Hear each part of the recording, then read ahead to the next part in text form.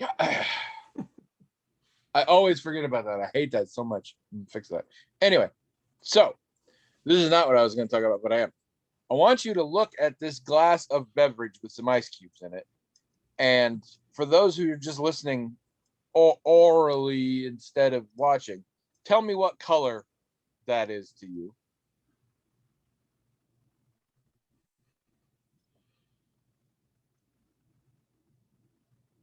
I mean, tell me pretty soon because dead air is bad on a podcast.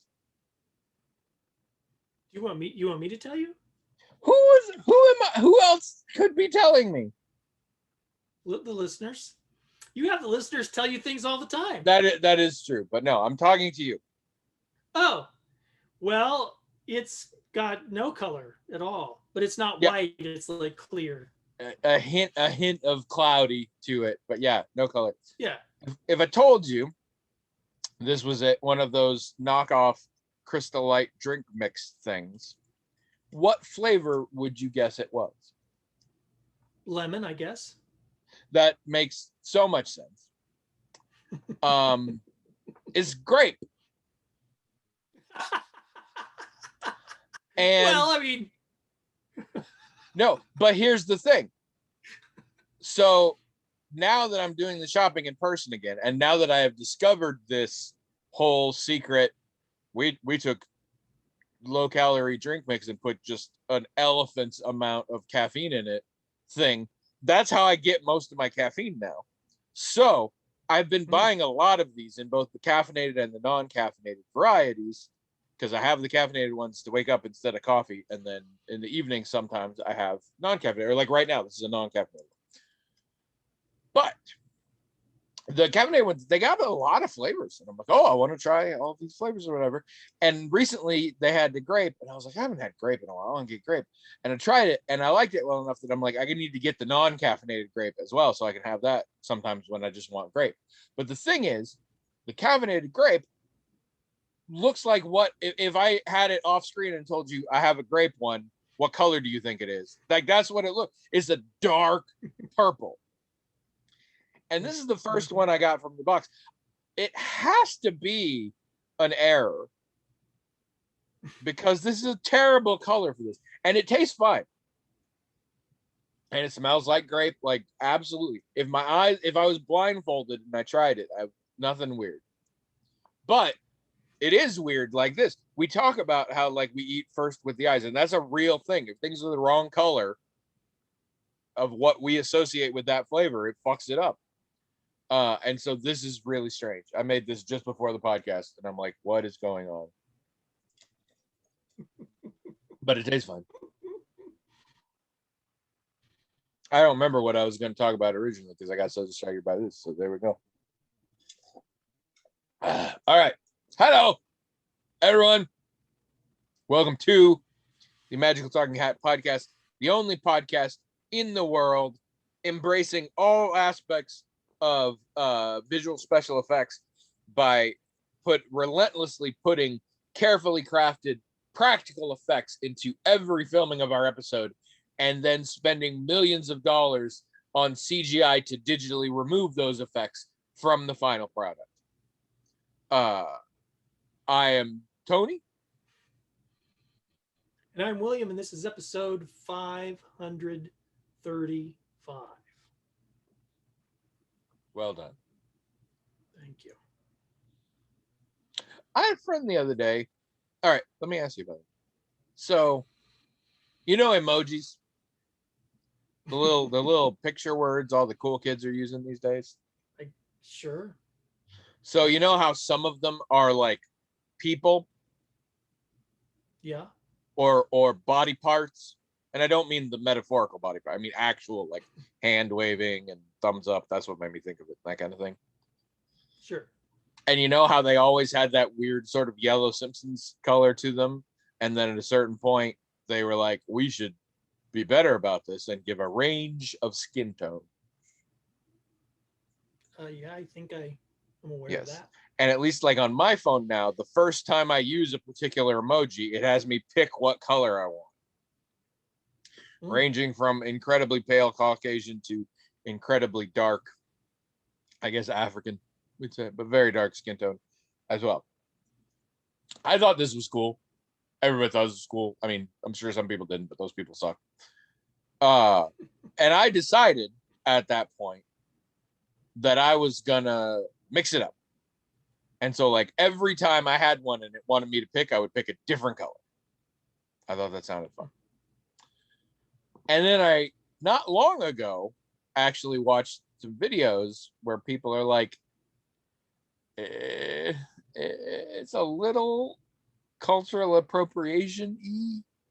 Like, there's some subtext if I send a black thumbs up, you know? And I was like, I hadn't really thought about that. Interesting. And I was like, I don't 100% know if I agree, but like it's clearly a thing with some people. So fine. Like, I'll just not do that. And then the other day, a white friend of mine in a group chat sent a black thumbs up. And I was like, that does feel weird. I know her. She's a small white lady. And yeah, it feels weird. And I didn't say anything to her, but it was interesting. Notice where do you land on this issue that I have just now brought to your attention? Not the listeners, William. I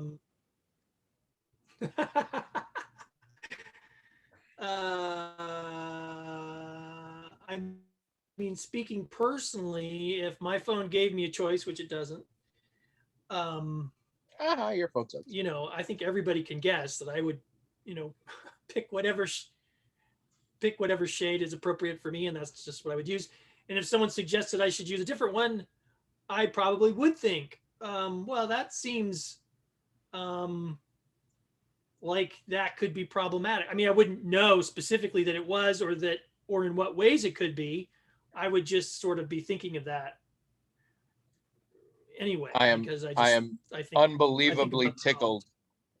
I have this image in my head now of you, like, looking at the phone and looking at you, like, which one? Yeah. And I love that idea. Probably in my head, you spend like 10 minutes. In my head, you're like, the light's not good here. Honey, come in here. Tell me, which one of these hands, which one of these okay signs looks like my okay sign? And not a white supremacist okay sign either. No. Fun fact.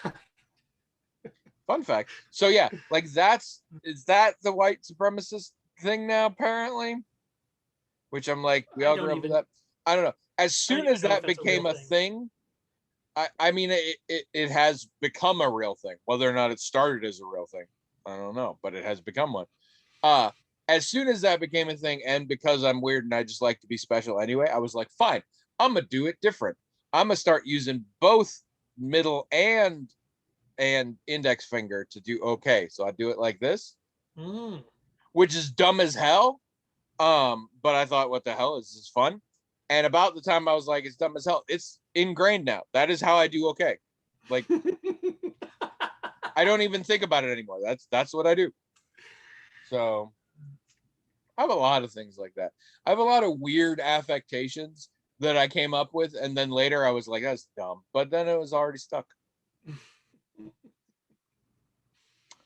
For those of you just joining us, let me explain how the show works. We have a hat.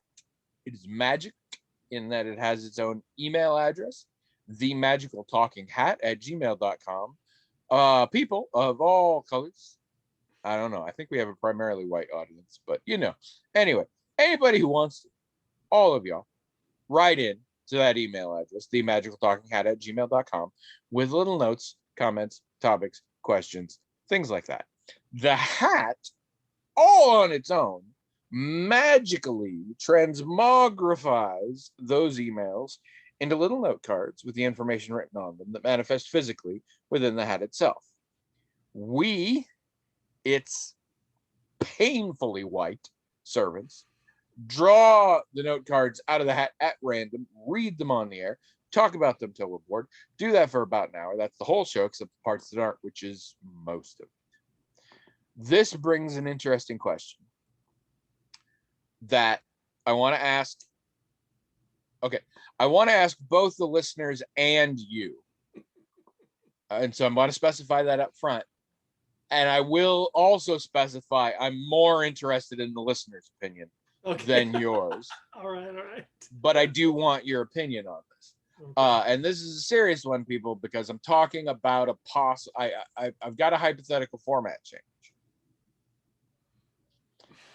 I think I could, through my strange, very uncomfortable, otherworldly connection to the hat, the same one that got pissed about people writing too long and it was giving the hat hand cramp when writing note cards, that kind of thing. I think I could convince the hat, rather than to transmogrify the emails into little note cards with the information written on them manifest physically within the hat itself, to instead forward to my email its emails as it sees fit and in what order it sees fit. And then I could just on my phone here get them and read them. And in fact, even probably get the hat to forward them to William too, and William could read them. And what this gives the listeners in particular is now they can just write a full email to us. And backstory and nuance, and you don't have to rely on anybody to abridge or anything. I have been listening to listener feedback on other podcasts lately, and I've realized there are benefits to that. What do you think, William, of this idea?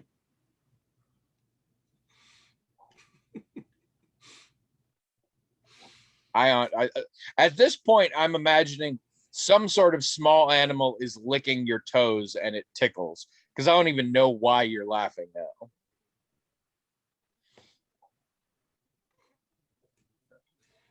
Because the little puppy is just licking his toes. It's just licking his toes. Should I say? Because sometimes when I say things that are too much about how the sausage is made, it makes you mad. You get upset. Uh-oh. Well, I mean, try and cover it up in the beautiful figurative language of our weak premise, like I do. I don't know if I can, because you heard all the freaking hoops I just jumped through to explain that idea. But the whole reason I'm laughing is because,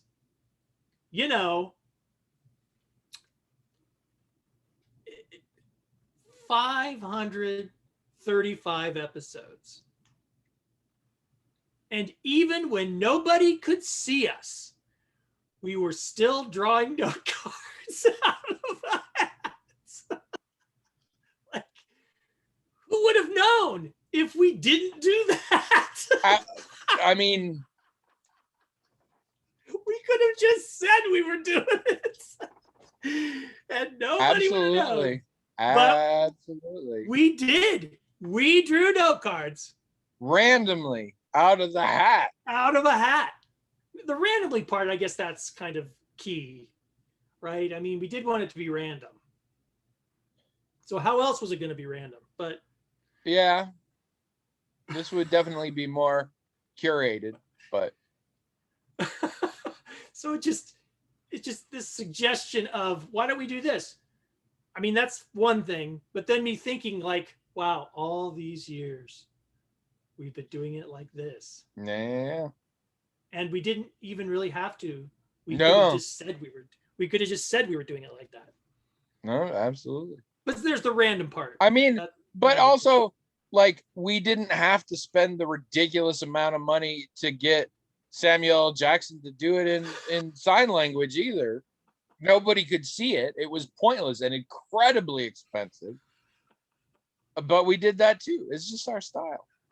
And maybe that's the answer. Maybe that's our style. I mean, it would massively change my little scrawl about what happens, because a lot of that wouldn't happen anymore. I just feel like it would give more power to our listeners to convey what it is they have to say and what it is they're actually asking us. Oh. And I don't.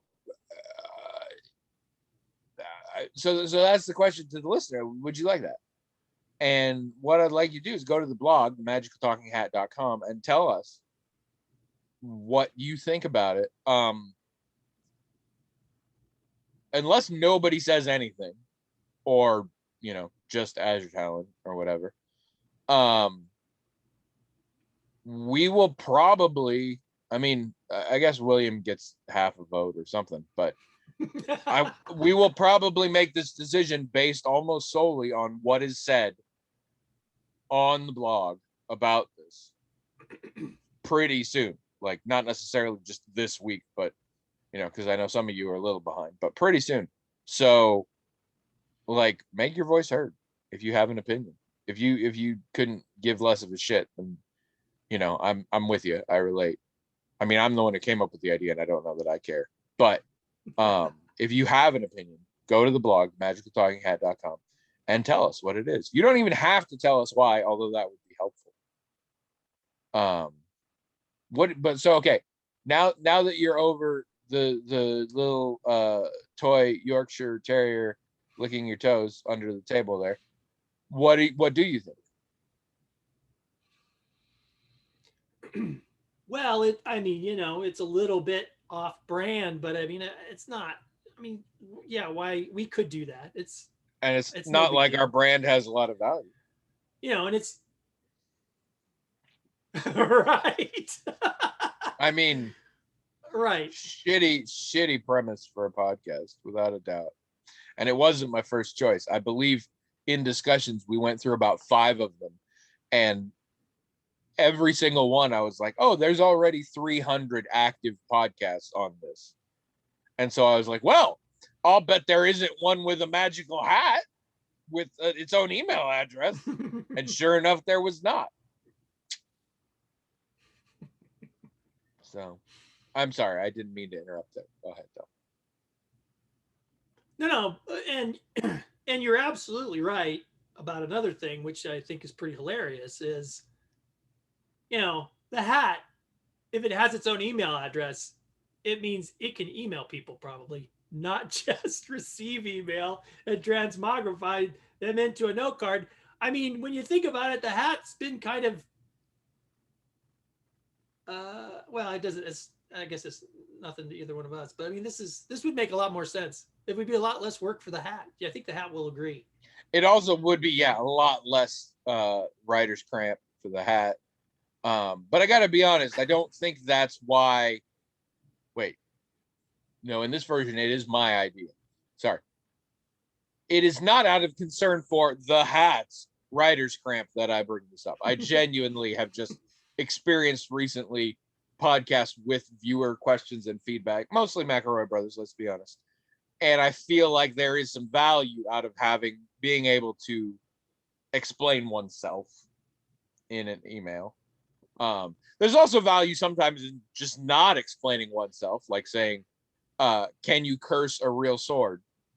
And then giving no context whatsoever. Like, there's fun in that too, but full emails give you both options. And I don't know, because as we've established so many times, we don't know why you listen. And no matter how many times we ask, you don't tell us.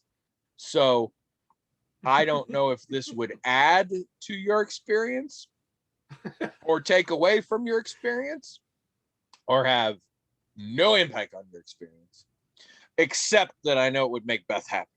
I mean, there's just no way it would not make Beth happy. Beth has entered in so many questions, and so few of them have not been digested.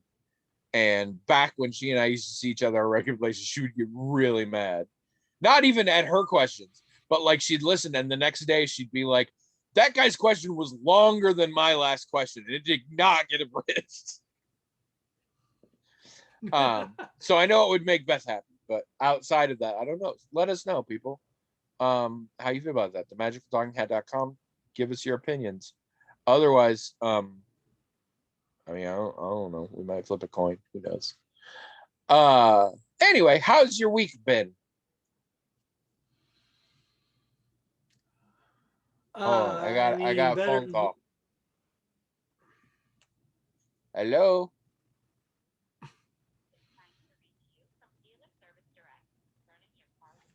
Oh no. Oh no.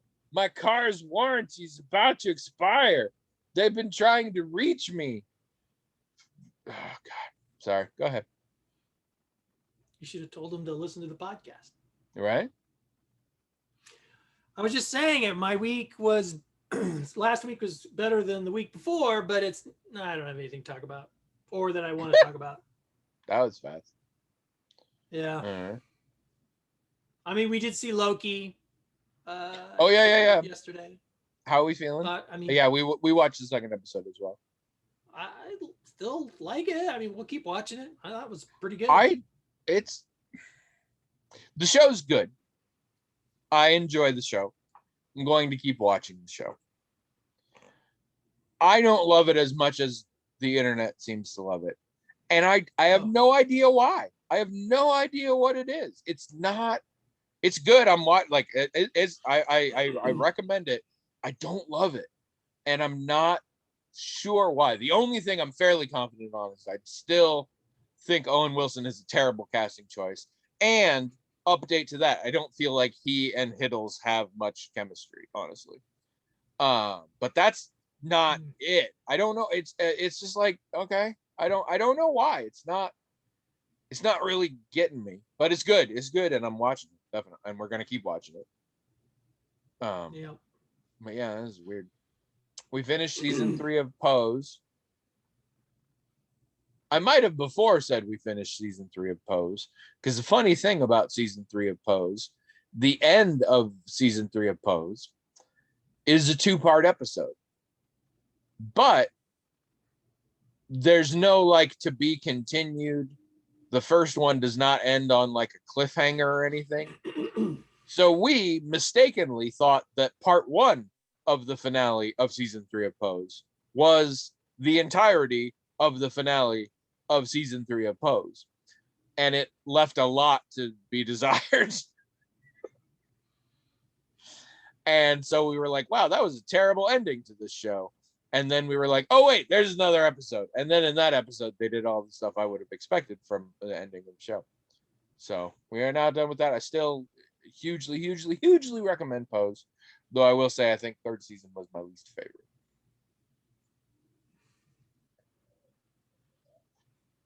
You didn't see no interesting movies or nothing? Your wife just playing Control all the time? Yeah, she platinumed. Woo! On the main game. Oh, Jesus. There's the 2 DLC. Yeah. She's got like 1 achievement left in one of the DLCs. No, maybe she platinumed in 2 in the one of the DLCs also. I don't remember.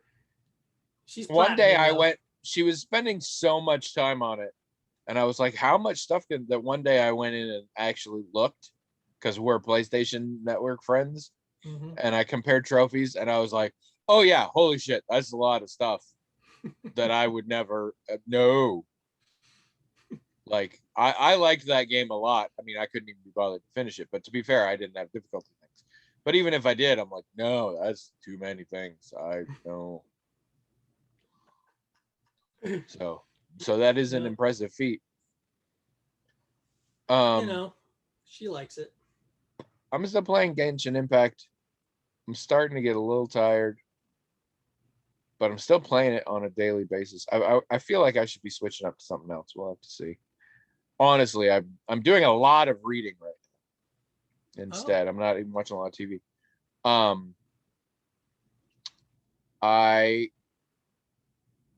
I'm on another Discworld book. I'm on I think it's just called Guards. It's the first book of the Watch in the Discworld series. And it's pretty good. I like that. I'm 2/3, 3/4 of the way through that. I also finally finished, and now I'm completely caught up on the Dresden Files books.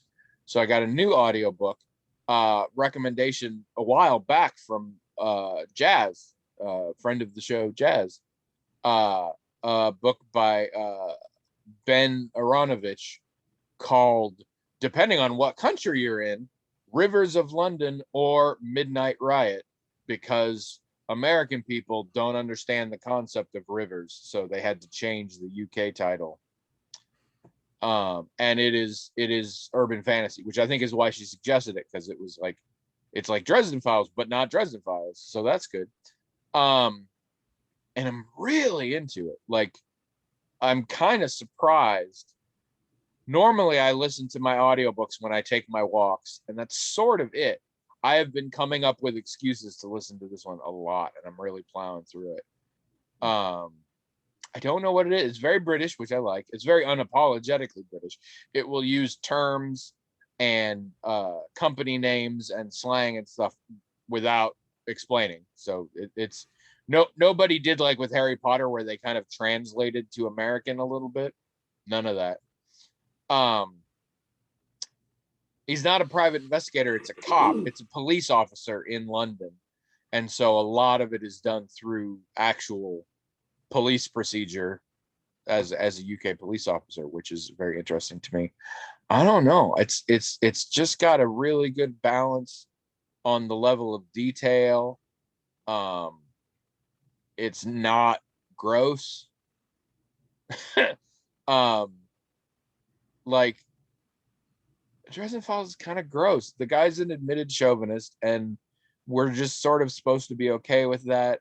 And Butcher's really obsessed with how hot everyone is.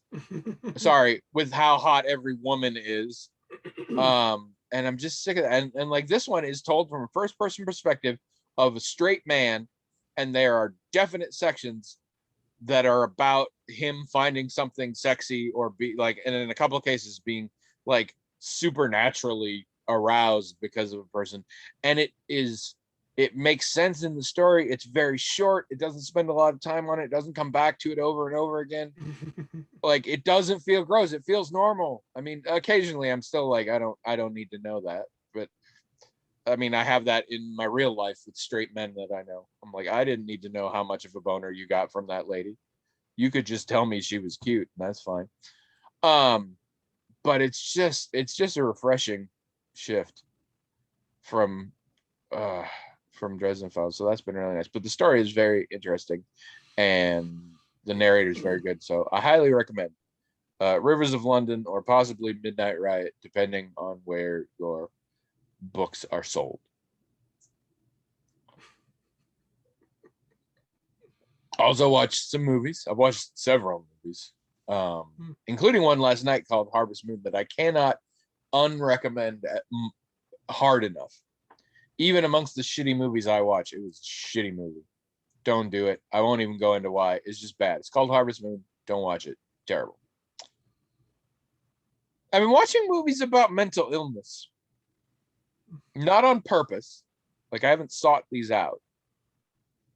But I've watched recently 2 very different movies that are largely focused on main characters with mental illness. And it's interesting because I have strong feelings about the portrayal of mental illness in films, but I don't think it matches what a lot of people have when they say they have strong feelings about the portrayal of mental illness in films.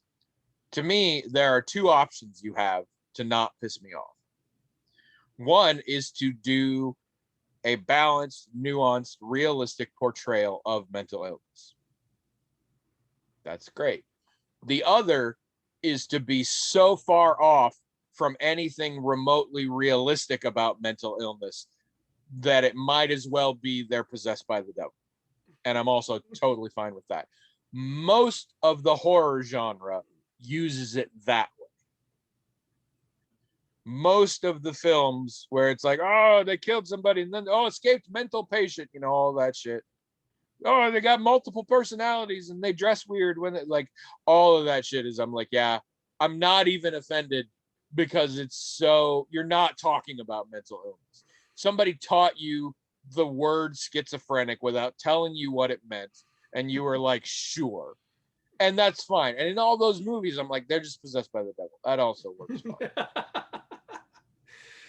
The problem is when you're in between those, then it pisses me off. Which brings me to The Voices. The Voices is a film from 2014, I believe, starring Anna Kendrick, Ryan Reynolds, Jackie Weaver, Gemma Atherton, a bunch of big fucking names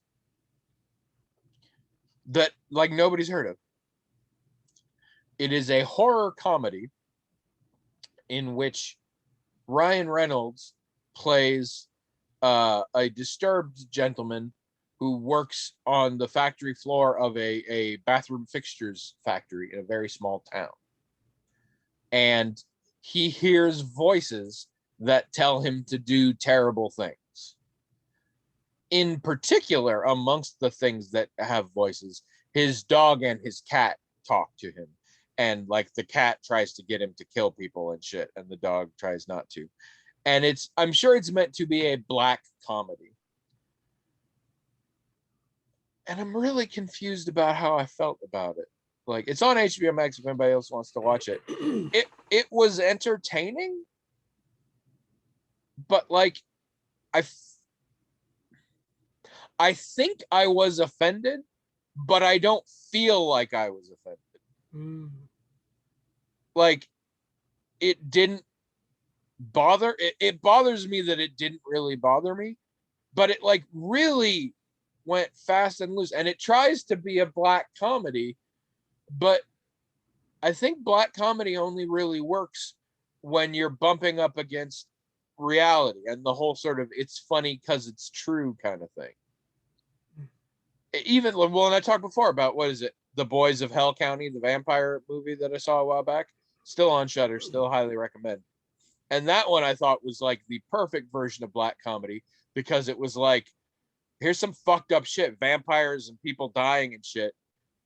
And we're actually dealing with kind of the weird, silly, hysterical giggle level of things that would actually happen if that like actually happened in your life. Like if the average person, like the weird, dumb shit, because we're not action heroes, you know? So it's like the weird, dumb shit that would happen if real people got caught up in that situation.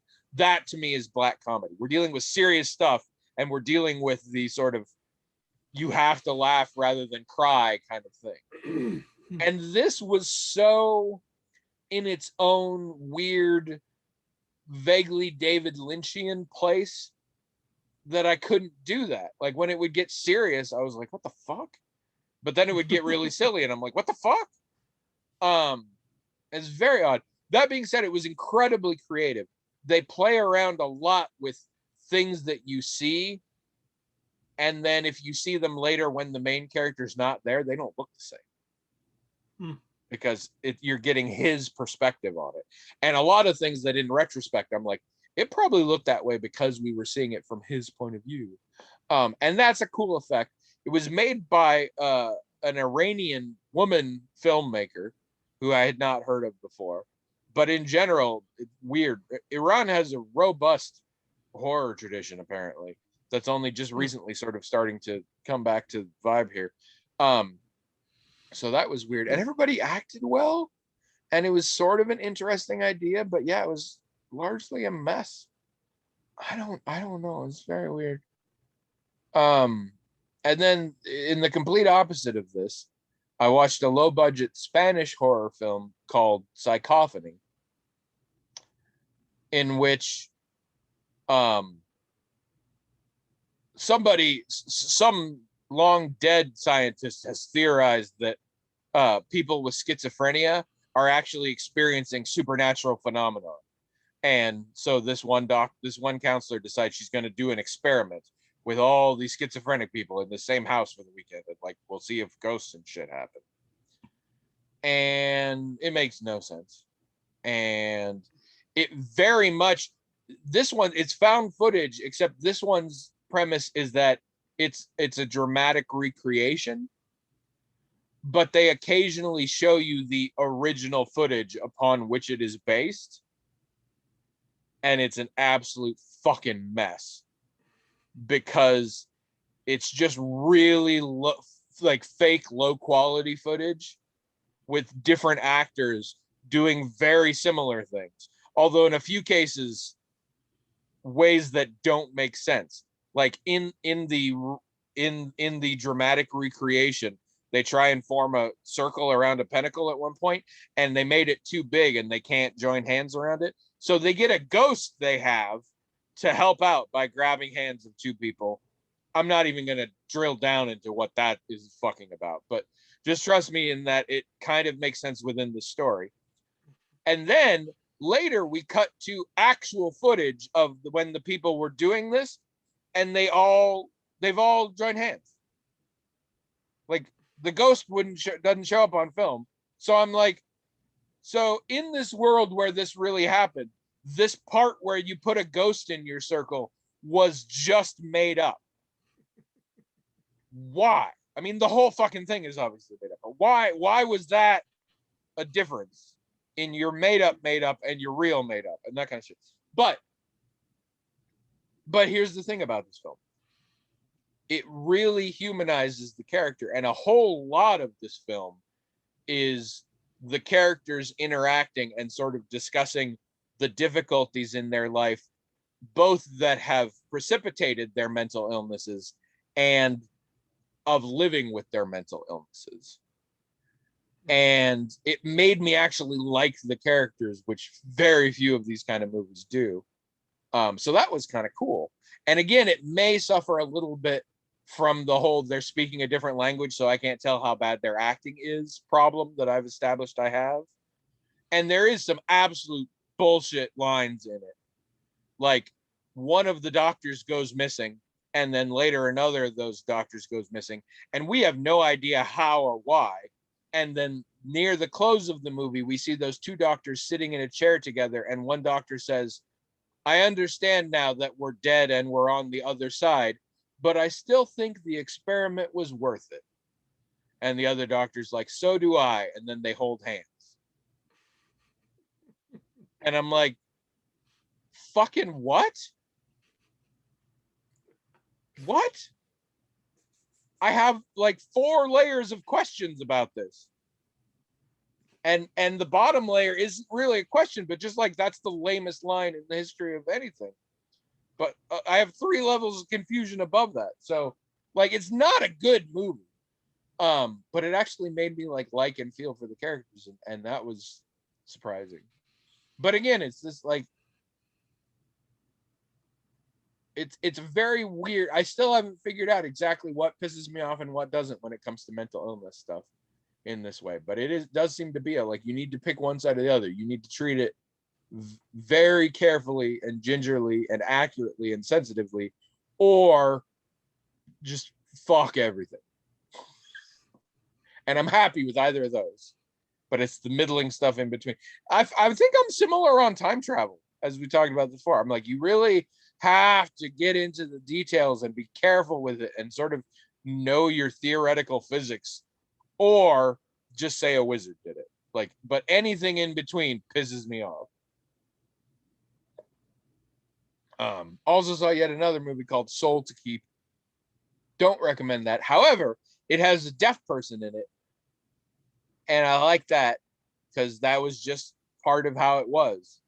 Like there was a deaf person, and most of the people knew sign language and would talk to her that way and stuff like that. And it wasn't like a story about a deaf person. It was a story that had a deaf person in it.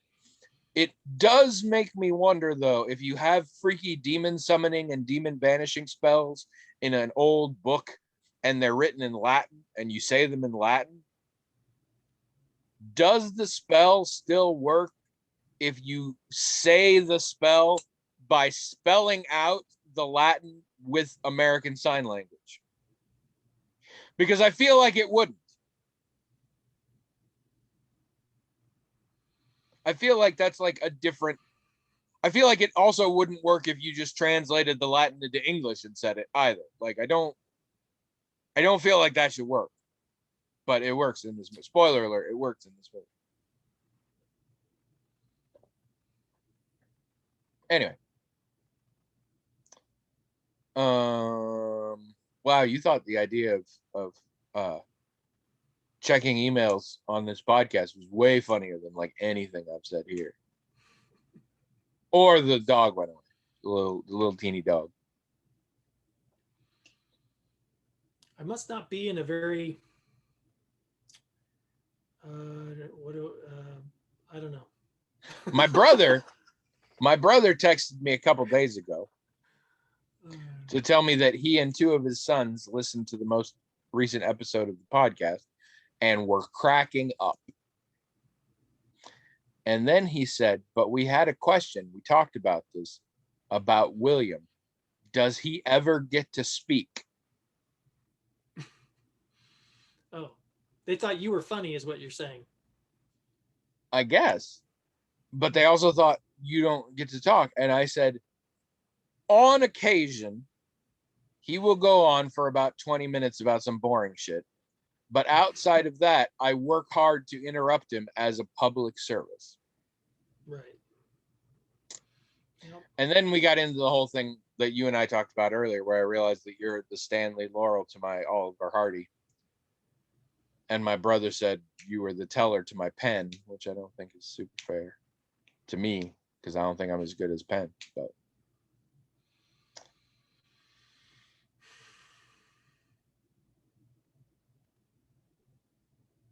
God damn it, I keep forgetting about that fan. I held still long enough. I'm like, maybe he'll think I froze. And I'm like, no, the fan's still there. Yep. All right, should we draw a thing? You're Yep. half asleep, so we just get something out here. This question comes from Jazz. Jazz, thank you for the book recommendation. I'm really enjoying it. And back at you. Check out Becky Chambers if you haven't already. Good shit. Wayfarer Chronicles. Love that stuff. Jazz asks, what's a bad commercial you've seen recently?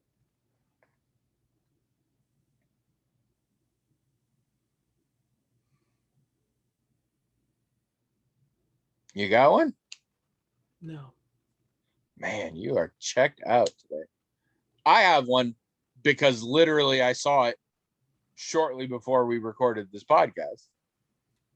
Okay. And I've been seeing a lot of it. Grand Canyon University. And I'll tell you why it's a bad commercial. A couple of reasons. It is a private Christian university. I know that for reasons I will get into. But first, I do want to say, being a private Christian university, their whole thing is we all have a destiny. Come to GCU and find yours. And I'm like, that is a dangerous claim to make. Like, I mean, I am vastly familiar with the general Judeo-Christian concept, let's be honest, Christian concept of God has an ineffable plan and you just need to trust it when things happen. But to extend that to, and his ineffable plan is you get a degree in X at our school, seems a little presumptuous, I guess. Like, God's plan, we're not even going to tell you that God's plan is for you to come here. We're saying come here and do whatever it turns out God's plan was. I'm like, I'm not sure you have the authority to be making that suggestion. Like, that's weird. But what I really, really hate about the commercial is they have a line near the end of the commercial where they say, and I cannot stress enough, apropos of nothing, there is no lead up to this line. They say, and this is why I know it's a private Christian university, what do you think a private Christian university looks like?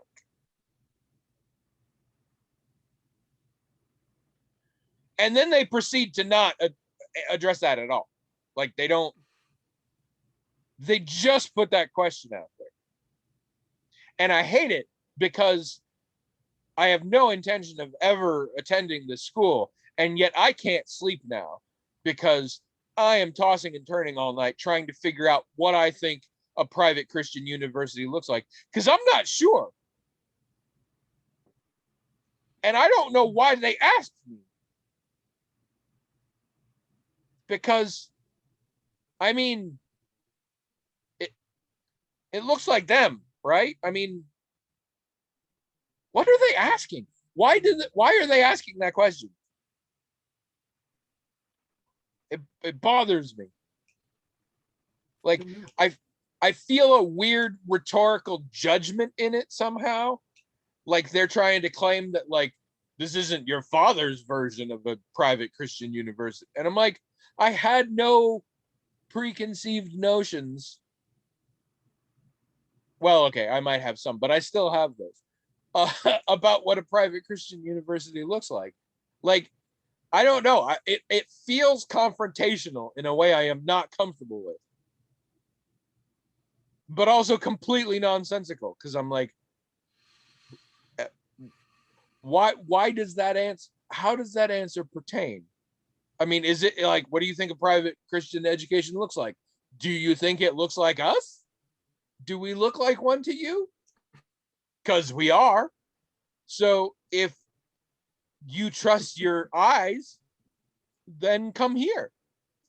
Like, that's a version that would make sense, but also be really dumb. So I don't get what's happening. It raises the question: do they now, or have they ever, private Christian colleges? Do they now, or have they ever looked any different than other colleges? Right. And I'm like, I mean, more Jesus statues, presumably. But there's for the record, I mean, there's nothing else in the commercial that like there's not, like, they don't ask this question while you're looking at something that you wouldn't associate with a private Christian university. I mean, let's go with stereotypes here. Private Christian university, you're only doing theology stuff and it doesn't matter. It's not a picture where they're like, what does a private Christian university looks like to you? And you see people like in a lab working with lasers or some shit, and you're like, oh, that wasn't what like it's just people hanging out and graduating and shit. And they do have a thing at the bottom that's like, maybe, mask up. This is all pre-COVID footage. No. Yeah. What does a bottom rung zero effort like podcast this look to you? No. It'll go like this. So some person, man, woman, doesn't matter, will say, is this what you think a private Christian school looks like? And they'll be on a quad or something, and then we'll cut to him standing in front of a bunch of guys who look like hipsters, and let's make it a girl. She'll say hipsters, and then we'll cut to another thing where some people have rainbow flags and stuff, and she'll say gays. And then we'll cut to another, a whole bunch of stuff that nobody thinks is good. Oh, Democrats, stuff like that. We'll just have it cut to different groups of people. Like, wow, we have all these types of people on our private Christian campus, and I'll bet you we did. That would be a good commercial. What I want is the same thing, but it's not even people in the background. Maybe we don't even have the person in front. It's just like, what do you think a private Christian college looks like? And it's just a picture of like a bread box, and then it like switches to a picture of like a bottle of milk, and then a picture of like a small dog, and then a picture of a tricycle missing one wheel and shit. And for added benefit, I really want to do it with the whole eye doctor line as well. So what does a private Christian university look like to you? And how about now? And now? How about now? And it's just different things, like 2 Brussels sprouts, and then like a penguin, and then just like an Sure. acoustic guitar, and then an acoustic guitar with a small bird bath glued to it for some reason, and things like this. Like, let's really dive on a Yeah, that deep would work level into what, like, let's pick apart not just private and Christian, but also university, and like really, could a private Christian university be a sailboat? Could a private Christian university be a cloud? You know, I love this idea. I want to really like this. What does a private Christian university look like to you? Maybe it's this right here. Maybe it's two, I'm going to say like very much not Christian dudes talking about whatever. Oh, but now I'm here. So I have talked in the past about the PSA against driving while high on pot. You remember this? They had a PSA, and it shows somebody at one of those like roadside shrines where somebody died, and it tells you, it's like, of people who were involved in fatal car accidents that were tested for marijuana, 1 in 3 were tested positive. And that's like the shock statistic. And I'm like, so out of the people that got in fatal car wrecks, and you were like, we're pretty sure they're on pot, most of them weren't, is what you're telling me. The majority of them were not. Most of the people you thought was on pot that killed folks were not on pot and killed folks. That does not make me scared of pot. That doesn't even make me scared of driving while on pot, and I'm already opposed to that idea. Like, that is a bad statistic to scare me with.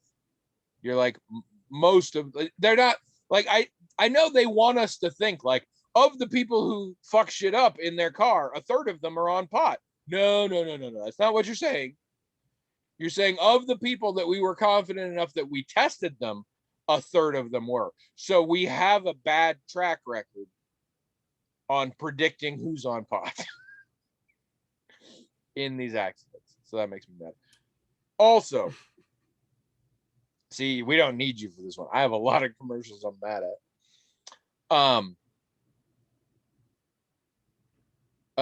There's a lot of old commercials I'm mad at. All the things that tried to imply stuff were for men. There's so many of those. I hate those. No, there's one that's really been bugging me lately, and it shows up on my YouTube all the time, and it's from TIAA Cref. And I hate them, which is funny because my retirement money is with them. But I hate them because it's a commercial. In this commercial, it's just a montage of diverse, professional, active looking people. Like, there's nothing to the visuals. It is stock footage central. And there's some strings in the back. And they say, because your passion never runs out, neither should your income. And I'm not even mad about the fact that those two things don't go together in any way. I'm not even mad about the fact that that is a terrible if-then statement. I'm mad about the implication that my passion never runs out. My passion ran out 5 times during this recording. My passion runs out all the time.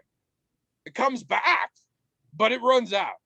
And anybody who says their passion never runs out is a passionate liar. They have a passion for lying to me about when their passion runs out. And I'll bet that passion will run out eventually. I'll bet there's a time where they're like, you know what? Rather than lie to you about how passionate I am, I'd rather go home and relax a little bit because their passion's run out. So is a bullshit premise and a bullshit conclusion off of that premise. TIAA Cref. But they apparently haven't missed a payment in 100 years. So I do like that. But it's a bad commercial. Must be their passion. You got none? You really got none? I get mad about commercials all the time. Oh, so mad. I think I mostly ignore them. So commercials are so, well, there's two things. Commercials are so unimportant that I can really get my rage into it and like not be worried that I'm gonna, like, you know, when there's a political issue and I'm like, yeah, like I try not to like go whole. I'm like, you need to think about this rationally. You don't want to make a hot take on it or whatever. But when it's a commercial, I'm like, I'm not going to feel bad if somebody's like, actually, you should interpret it this way. It's a fucking commercial. It's what's wrong with humanity to begin with. So I come at that with all the same rage I come at with how you hang the toilet paper. And if I'm totally honest, my passion is running out about my opinion on how you hang the toilet paper. But so I love them for that. But the other thing is I'm always fascinated by commercials on a psychological level. Because there are so many commercials I watch that I'm like, no, it is impossible to think that that commercial makes me want to buy this product. But that's legit, because sometimes that's not the point of a commercial. Sometimes the point of a commercial is just to keep them in your head.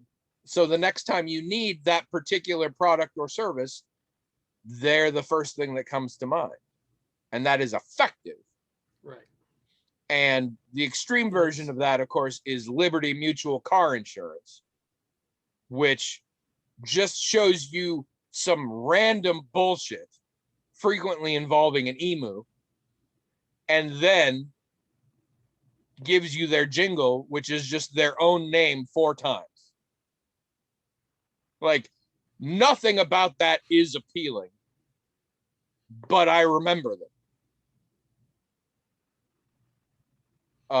So I think that's a lot there. Like, I got to give him credit for that.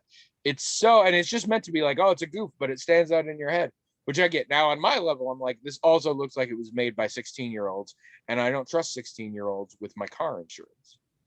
But I remember them. And Liberty Mutual came out of fucking nowhere. I had never heard of them. And now, if you say car insurance company, it's one of the first ones pops in my head. So, credit where credit is due. But so I'm always fascinated. I'm always interested in looking at commercials and being like, what specific, I know the end game is buy our product or service, but what specifically do they think this commercial will evoke within me? And why is that what they want? And I find that very interesting.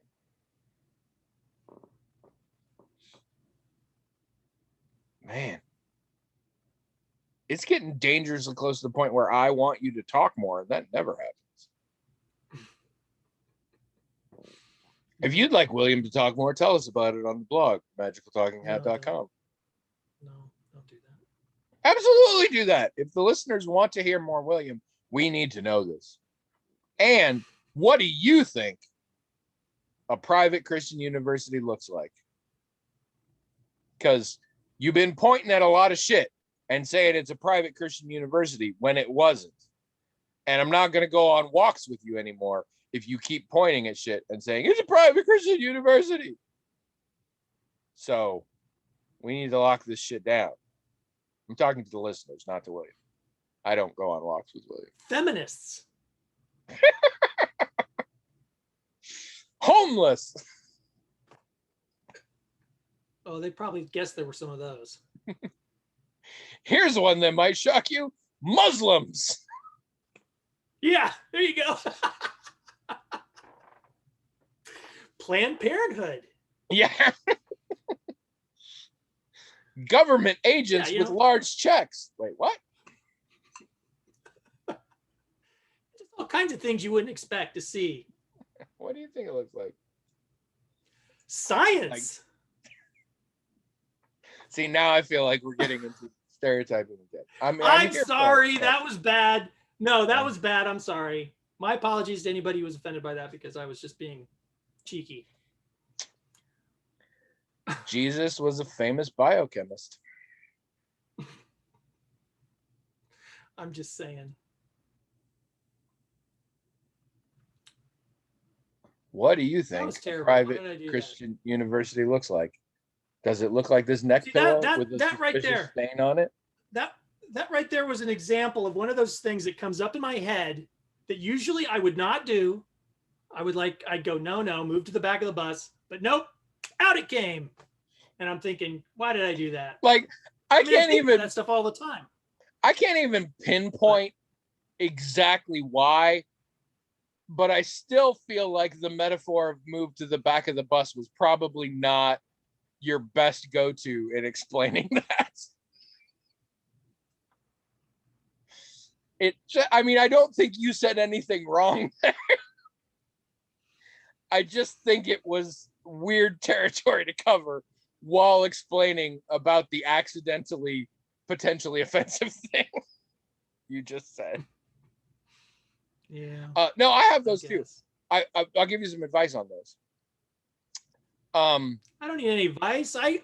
I suppress them all the time. No, you don't. It's just I think that's the problem. I think that's the problem. Don't suppress them. Tell them to your spouse. Trish and I do this all the fucking time. Because, again, we all got issues. We all got racist, sexist, whatever, socialized bullshit up here. And we've got those thoughts, and you can't stop those thoughts.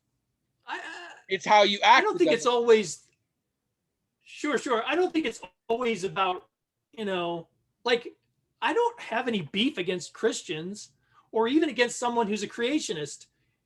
I just am thinking this would be funny because it is. It's funny.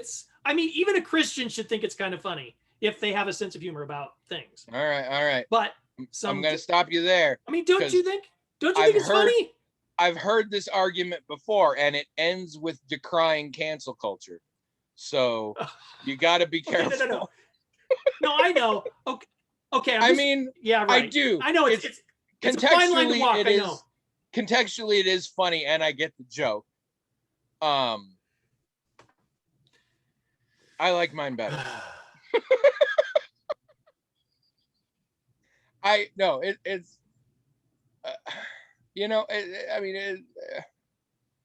I'll be honest. If somebody was gonna be offended by that joke, they would have been offended way the fuck earlier in our discussion of Grand Canyon University. So, sure, but I just don't. Fair dues. Yeah. But I don't know. I have a lot of experience offending people in my life, so I just have a nose for this stuff because I work really hard to offend people a lot, and so I've really picked apart what offends people. So I'm prepared. I don't like offending people. You got to do it with a certain panache. I'm offended you said it. Yeah. All right. I'm out of grape drink. So that means it's time to end the podcast. Also, I got to take my cat to the vet very soon. So you should, if you have a question you want us to talk about, write in themagicaltalkinghat@gmail.com. Also,